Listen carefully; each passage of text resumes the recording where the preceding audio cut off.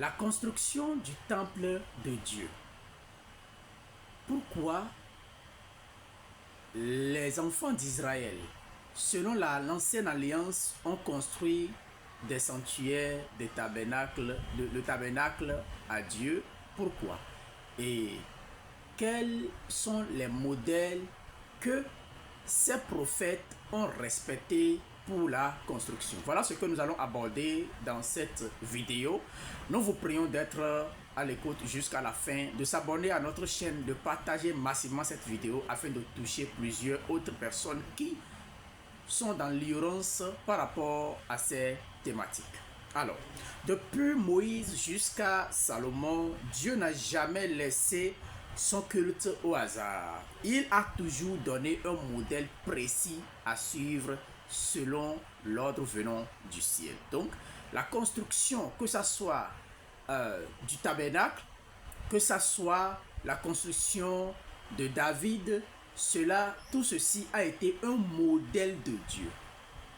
Personne ne se lève pas au hasard, aller acheter un terrain et construire, disant, un temple de Dieu là-dessus. Non. Selon le modèle que Dieu a donné à Moïse, dans Exode chapitre 25, le verset 9, il est écrit: vous ferez le tabernacle selon le modèle que je vais te montrer.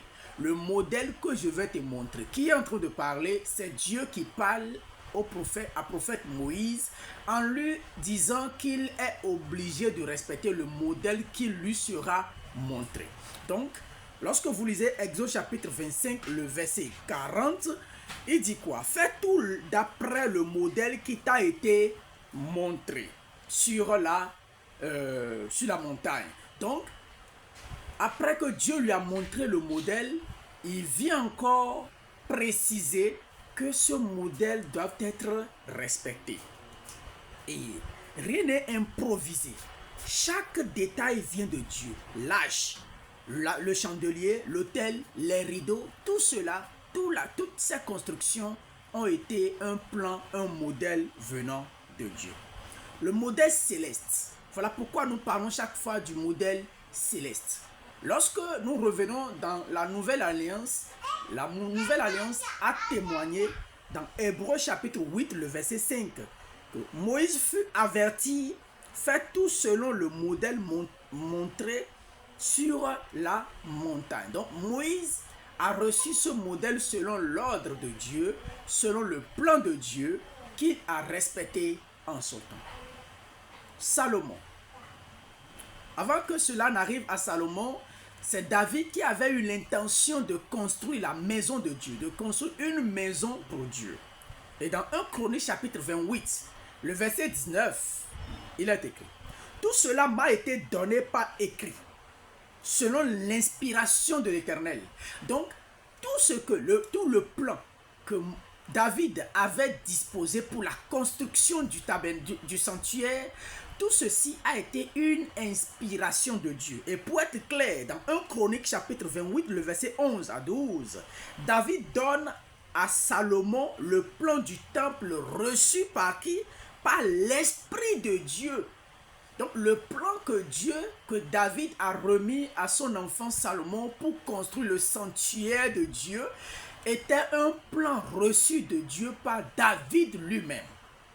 La première conclusion, c'est quoi? C'est que la construction du sanctuaire par Salomon et le tabernacle qui a été construit par qui? Par Moïse. Tout ceci ont respecté un plan venant de Dieu. La hauteur, la longueur, les dimensions, les compartiments, tout ce qui devait rester dans la construction, tout cela était un plan que Dieu a élaboré avec ses prophètes. Lorsque nous venons maintenant au niveau de pourquoi ces deux personnalités dans la parole de Dieu, dans l'ancienne alliance, ont construit le temple de Dieu, nous allons lire dans 1 Roi chapitre 6, le verset 19, où il est écrit: le sanctuaire est construit pour accueillir l'arche de l'alliance. Alors frère, on ne construit pas le temple seulement parce qu'on a 100 fidèles, on a 200 fidèles, on a 1000 fidèles.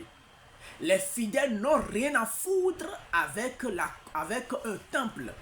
Le pourquoi le temple est le modèle bien respecté venant de Dieu a été construit au temps de Moïse et au temps de Salomon, c'était pour abriter quoi?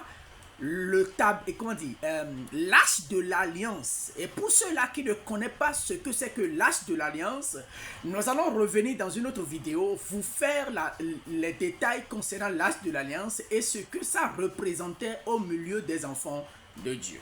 Pour être clair, en conclusion, le temple a été créé, le sanctuaire a été construit, le tabernacle a été construit par un plan venant de Dieu et non pas un plan venant d'un humain. Donc tout ce que nous voyons aujourd'hui, tout ceci comme construction du temple, ne respecte pas le plan de Dieu. Ce n'est pas divin, mais c'est plutôt charnel que nous vous appelons vraiment à vous repentir et à venir à la doctrine des apôtres. Lorsque nous quittons ceci, le pourquoi les constructions, genre le sanctuaire de David et le tabernacle de Moïse a été construit, nous avions compris que dans 1 Roi chapitre 6 à partir de verset 19, que ces deux endroits ont été construits, l'autre qui a été immobile et l'autre qui a été mobile ont été construits. Pourquoi? Pour abriter l'arche de l'alliance de Dieu. Alors, il y a deux raisons pour que le temple soit construit. Première raison, le plan venant de Dieu. Deuxième raison, le tabernacle, ou je vais dire l'arche de l'alliance qui devait y abriter. J'aimerais vous demander, est-ce que l'arche de l'alliance dont il s'agit ici dans l'ancienne alliance continue d'exister? Mettez-moi ça dans les commentaires. Et tous ceux-là qui ne savent pas ce que c'est que l'arche de l'alliance, nous allons revenir là-dessus en détaillant cela de façon approfondie pour vous montrer ce que c'est que l'arche de l'alliance et le pourquoi ça existait et le pourquoi ça devait être abrité dans un temple fait de main d'homme. Que le Seigneur vous bénisse abondamment. Rendez-vous dans notre deuxième vidéo concernant la construction du temple. Bye.